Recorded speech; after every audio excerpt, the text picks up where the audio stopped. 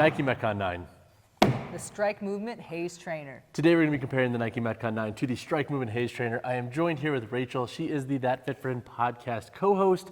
I'm going to go over the construction of these shoes first, and then Raechel's going to come in and we're going to talk about the performance of these models and how they compare, along with some sizing and fit differences to keep in mind. But that all said, let's dive into the construction of these shoes. So 5 major construction differences to know between the Nike Metcon 9 and the Strike Movement Haze Trainer is number 1, the midsole construction and the stability that you're going to get from each of these models. So in the Haze Trainer, you have the Cush 50 midsole. This is a more medium density foam that runs throughout the entirety of the shoe. It is very consistent. The heel to toe drop of this model sits at 4 millimeters, so it does feel relatively flat when you're training. This is a model that you can train really heavy in, and because it's a denser midsole, you get a nice level of ground feel when you're doing plyometrics and different types of power focused exercises in this shoe. So it's going to be a little bit more of a denser ride when you're training. In the Nike Metcon 9, you have this dual density midsole. So essentially up here in the forefoot, you have a midsole material that's a little bit more dense around the outskirts of this model, and then the foam here under the forefoot's a little bit more pliable and plush. It's designed to give you a bit more versatility with a blend of stability. And then as you make your way back into the heel back here, you still have that medium density foam. You have this TPU plate on the back part of the shoe. This helps give you additional stability and support in the heel. Now personally, I don't love this TPU plate. I've actually cut a Nike Metcon 9 open in half to learn that this plate actually wraps around the back part of the heel. It doesn't go fully under, but it does give you a little bit more stability in the context of lifting because it does give you that nice flat feel. This model's heel to toe drop is also 4 millimeters, and when it comes to the density feel that you feel between these models, they both are very dense for heavy lifting, and the Metcon 9 will also give you a nice level of ground feel with different plyos, but the Haze Trainer is going to give you a tiny bit more because also the stack height is a little bit lower. The second major difference to note with these shoes is their upper constructions and how it's going to feel on the foot. So over here in the Haze Trainer, you have a jacquard knit that wraps the entirety of this shoe. So through the forefoot and the midfoot, it's all very similar. And this material has a decent level of breathability. It's not going to be your necessarily like most wispy shoe in the context of letting air ventilation get in, but it is going to be more breathable than the upper using the Nike Metcon 9, comparatively speaking. Back here in the boot, you have an internal heel cup, so you do have a bit of structure, and you have an external heel tab back here. But something that I like with the Strike Movement Haze Trainer's upper is that it just has a very much more like casual and refined look. This is a model that has an upper construction that's a little bit more like you could wear it out and about in a business casual setting, and it doesn't necessarily shout like, hey, that's my go-to gym shoe every single day. And the tongue and the midfoot lacing system also has a nice casual vibe to it in the context of this tongue, not looking overly like gymmy, and then also with this midfoot lacing system, it looks a little bit more traditional in nature.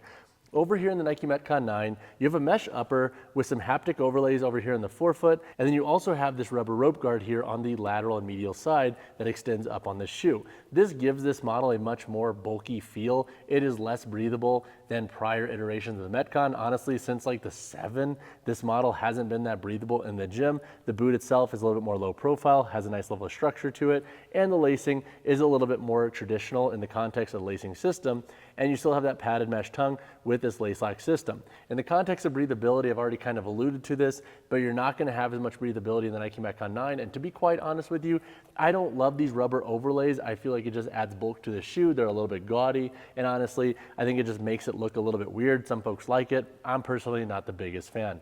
The third major difference to note with these shoes is the level of articulation that you get with their sole construction. So in the Nike Metcon 9, it's going to be a much more stiff shoe. Because we have these rubber overlays here in the midfoot and we have this TPU plate, you don't get a ton of flex through the midfoot and heel in this model, but you do get some flex up here in the forefoot. So if you're somebody that likes a much more articulative shoe that's a lot more flexible on the foot when you're training, doing multi-directional exercises and all of that, the Nike Metcon 9 can typically fall short in that context. I don't necessarily love doing a lot of plyometrics and versatile workouts in the shoe because of this reason.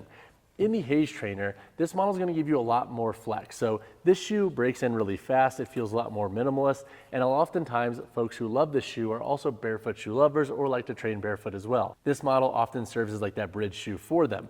So if you're somebody that likes more flexibility with your shoe, go Haze. It's going to be a lot better. You're going to get a lot more articulation, and it's going to give you more of like this pseudo barefoot-ish feel, even though it's not a traditional barefoot shoe, obviously, because it's a cross-training shoe. The fourth major difference to note with these models is their outsole construction. So over here in the Haze Trainer, you have a much more lower profile tread patterning. And now something to note with the Haze Trainer, and I've done a 1-year update on a couple of my models, is that this tread can fade a little bit quick if you're using them a lot for daily wear, especially on concrete, because of its low profile nature. That doesn't necessarily mean you lose grip all the time in the gym, because it will still grip on like rubber gym floors and whatnot, but you will start to see this fade up here in the heel and the forefoot. But I will say, with some of the Haze models, my community has come to the conclusion that models like this with the rubber outsole, they typically last a little bit longer. However, like the model I have on now that has this smoother white rubber texture, this fades a little bit fast, and you could probably see the fading of the forefoot of my model because I wear this model a lot on a daily wear basis. In the Nike Metcon 9, you have a full rubber tread. You do have a break here at the midfoot, and this has actually been a little bit problematic for some folks when it comes to rope climbs. This is actually broken off for folks. It hasn't necessarily been an issue in my model or Raechel's, but this has been something that's plagued other folks. So definitely keep an eye on that, because this pretty aggressive foam break here, this can get snagged and then it pulls off of the shoe. Up here in the forefoot, you do have breaks here, but you do have a herringbone tread patterning up here in the forefoot, midfoot, and heel. And then obviously you have a different texture here through the midfoot in the Nike Metcon 9. The fifth and final difference to note between these models is how they fit on the foot. So with the Haze Trainer, you have a much more lower profile feel and you have a lower tongue gusset. We're gonna talk about this in our daily wear section, but this model isn't necessarily gonna be for everybody regarding its sizing and fit because of this feature. It's gonna feel a lot more sock-like on the foot. The Nike Metcon 9 has a much more traditional feel to it. Its toe box is actually a smidge wider, granted on the feet because the upper of the jacquard knit and the Strike Movement Haze Trainer breaks in a little bit better. They both can feel a little bit wider at times, but in the sense of just pure width out of the box here, the Metcon 9, because it is a little bit more built out, it is technically a smidge wider. And then also talking about the fit of the Nike Metcon 9, it's gonna feel a little bit more athletic on the foot. It's not gonna have as much of an aggressive tongue gusset as the Haze Trainer. So if you are somebody who regularly gets along with how Nikes fit, you will likely enjoy how the Metcon 9 fits if you like that low profile athletic fit. But now let's talk about the performance differences between these models. All right, so now which model is best for lifting? Which model are you taking, Raechel? For lifting from, I would say, like squat, deadlift type of stance for stability purposes, I'm gonna go with the Nike Metcon 9. Interesting, okay. So I would also, so the Metcon 9 is really stable, but I would actually probably take the Haze Trainer because I'm much more of like a barefoot shoe-esque lover. But in terms of stability, can you give us a little bit of a breakdown of how both of these shoes have performed for you with lifting? Yeah, from the lifting, purely lifting standpoint, the Nike Metcon 9, because it has that plate in the back, it just gives you that sense that you're stable, you're sturdy, you're not moving. If you don't want to move, that's the shoe. This one, I mean, it clearly doesn't have that kind of stiffness to it, so you have that mobility in the shoe, which I still think is great for lifting, and I still think it performs good, but if you want that really strong, almost like that heel cup feel of stability, that Like I'm gonna— pseudo weightlifting shoe. Almost. Yeah, pretty much. That's exactly. You have that stiffness, you don't want to move, that would be my pick. Interesting. Okay, cool. I love it. And I would have to agree. Like if we're talking like pure shoe designed specifically only for lifting, Just lifting. the Metcon 9 is awesome. But all that said, both of these shoes have really dense midsoles, so you can train really heavy in both of them. I think it really just comes down to what you were after. If you want more flexibility for lifting, Haze Trainer is probably going to be your best bet. And then to Raechel's point, if you want that shoe specifically dialed for like max stability, feeling almost like a weightlifting shoe on the feet, the Metcon 9 can be a great pick. All right, so now we're talking CrossFit. Which model do you prefer? That's going to be a Haze Trainer all day. Haze Trainer all day is my pick. I would have to concur.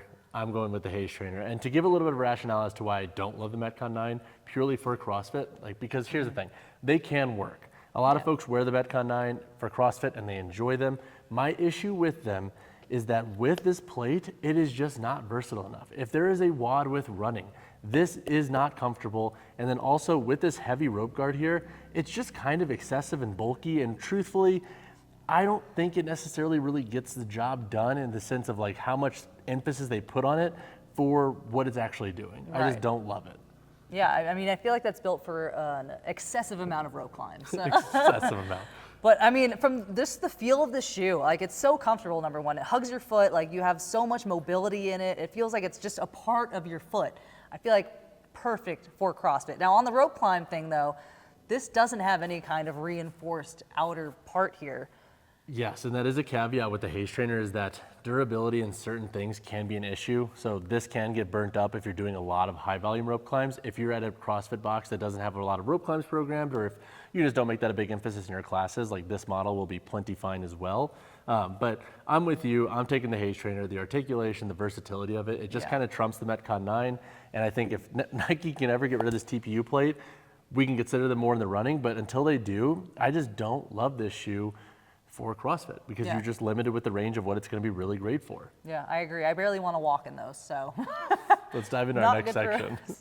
All right, so now let's dive into versatility. So somebody who's blending like multi-directional work, agility work with some lifting, some plyos, and some maybe even like sprint work on a daily basis or sled work. Yeah. Which model are you taking? It's going to be no contest Haze Trainer for me. No contest, No all right. contest. So I would take the Haze Trainer as well. Now I will say, if you are somebody who does like to have more versatile training, and let's say that versatile breakdown is like 80-20, 90-10 lifting with some versatility, the Metcon 9 can work for your needs.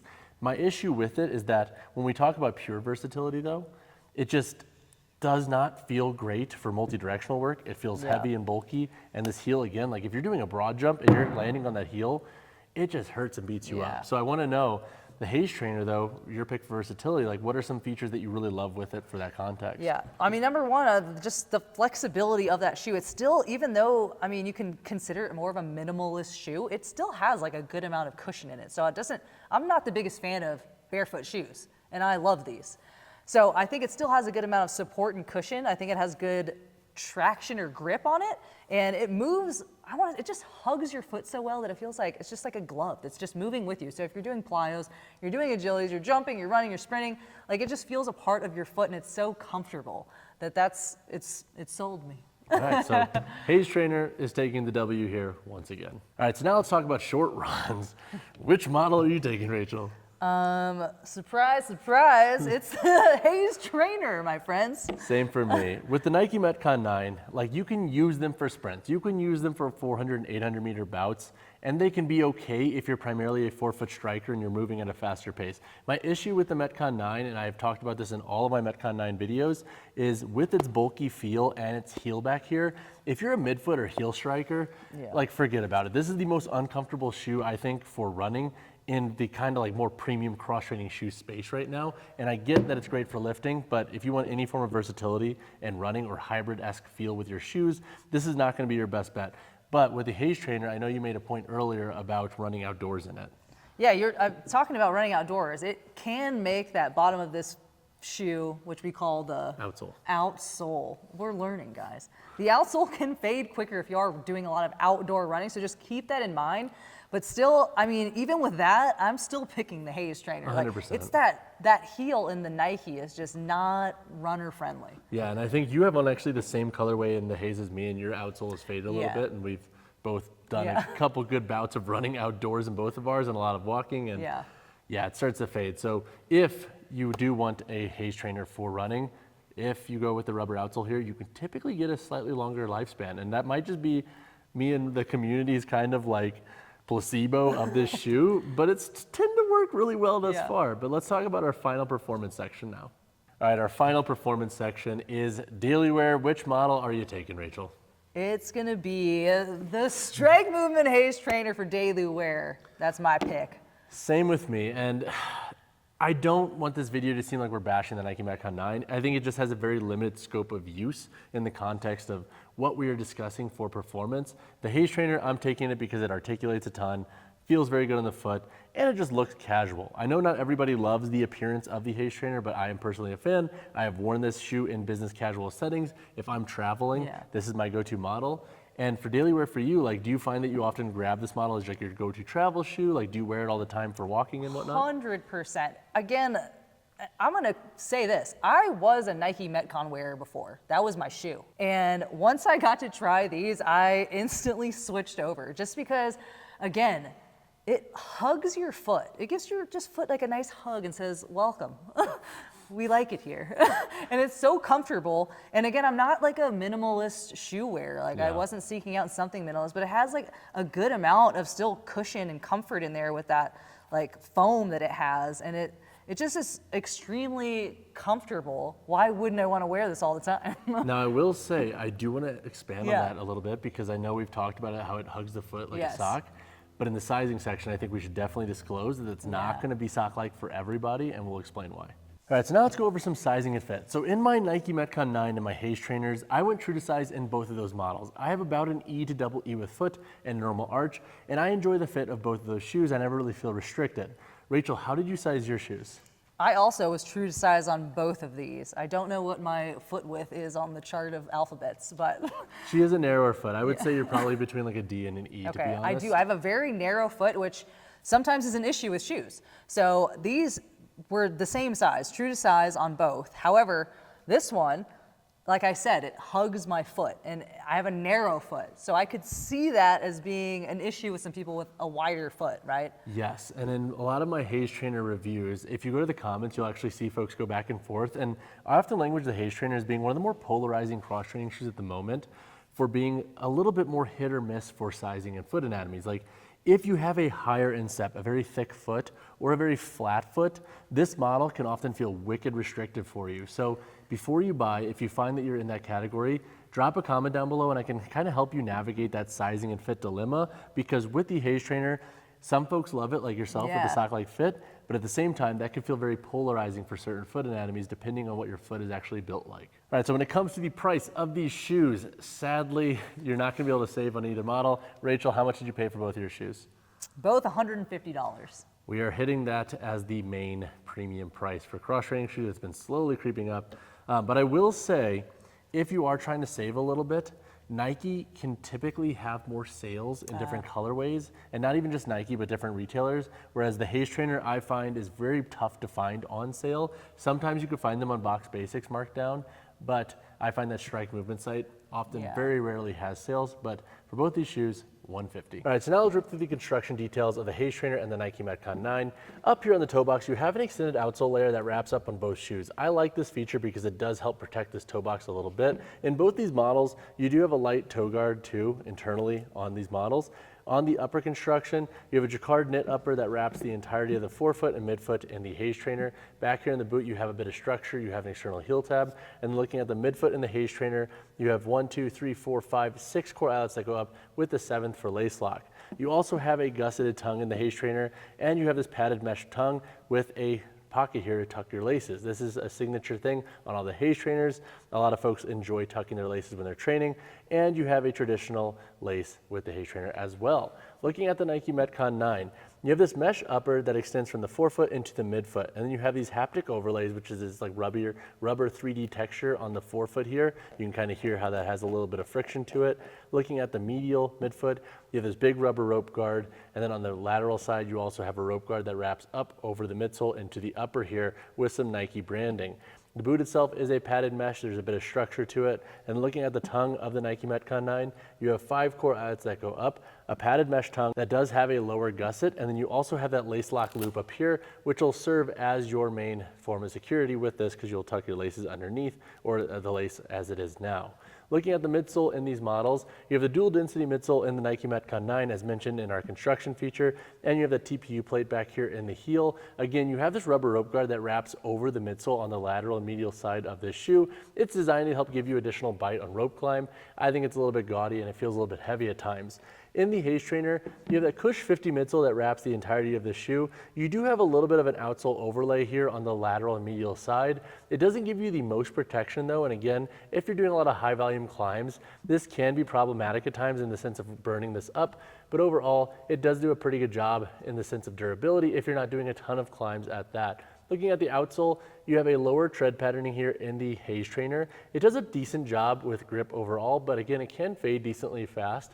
In the Nike Metcon 9, you have a herringbone tread patterning that wraps from the forefoot, midfoot, and the heel, and then you have this break here with this rubber guard on the medial side of the forefoot. Both of these shoes have removable insoles, and they both have heel to toe drops that sit at 4 millimeters. The Nike Metcon 9 does have a little bit more weight to it. I have the weights of these shoes formally in their individual reviews, so if you are really interested, check those out. I'm also gonna have them on the screen right here on the right and left side. But if you have additional questions on either of these shoes constructions, drop a comment down below. All right, guys, that wraps up this comparison of the Nike Metcon 9 and the Strike Movement Haze Trainer. A big thank you to Raechel for helping us out with this one. Raechel, summarize this whole video. Take us out. Yeah, so basically, if you couldn't tell, I'm a big fan of the Haze Trainer. Used to wear the Nike Metcons. They made some changes. The heel's a little stiff. I'm leaning towards this, but you know what I want to know? What shoe do you guys like? Drop down below. Are you team Nike Metcon or are you team Haze Trainer? Or what other shoes should we compare? Let us know. Shoot us messages if you have any issues with sizing or you want to get more of our opinion on each shoe. We want to hear from you guys. But we will see you guys in the next one. Drop a like on the video, drop share on the channel. Peace. See ya.